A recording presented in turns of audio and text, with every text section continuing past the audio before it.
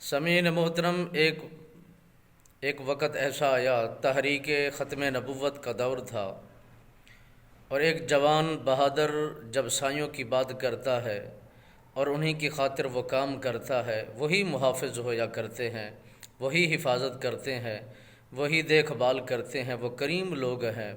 تو اس نے سڑک کے درمیان میں آ کر نعرہ لگایا، تاجدار ختم نبوت۔ جو وہاں پر پہرے دار تھے، پولیس کے افراد تھے، انہوں نے پکڑا اور تھپڑ دے مارا، اور وہ تھپڑ کھانے کے بعد اس جوان نے پھر کہا، تاجدار ختم نبوت۔ تو اس نے پھر مارنا شروع کر دیا، اور وہ اس طرح اس انداز میں وہ حملہ کرتے رہے اور مارتے پیٹتے رہے۔ وہ جوان نبی کا دیوانہ، نبی کا مستانہ، ختم نبوت کا وہ نعرہ لگاتا رہا، اور نبی کی ذات پر وہ اپنا تعلق کو جوڑ کر زمانے کو بتلاتا رہا۔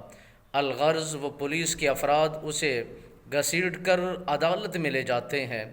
جب جج نے دیکھا کہ آنے والا ایک مجرم اس عدالت کے اندر داخل ہوتے ہی اس نے تاجدار ختم نبوت کا نعرہ لگا دیا، اور اس فوجی نے، اس عدالت فوج نے اس کو سزا 1 سال کی سنا دی۔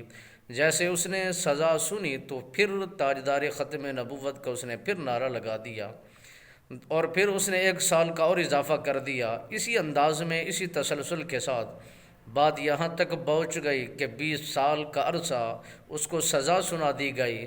تو پھر جب 20 سال کی سزا اس نے سنی تو پھر تاجدار ختم نبوت کو اس نے نعرہ لگا دیا، اور فوجی نے اور اس عدالت کے جج نے حکم جاری کر دیا کہ اسے باہر لے جاؤ اور اسے گولی مار دی جائے۔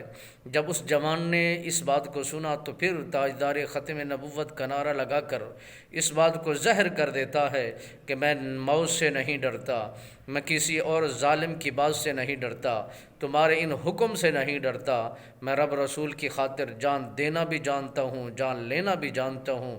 تو اس نے جب نعرہ لگایا تو اس فوجی نے اور اس عدالت کے جج نے کہا کہ یہ پاگل ہے، اسے سزا نہیں سنائی جاتی، اسے بری کر دیا جائے، اسے نکال دیا جائے۔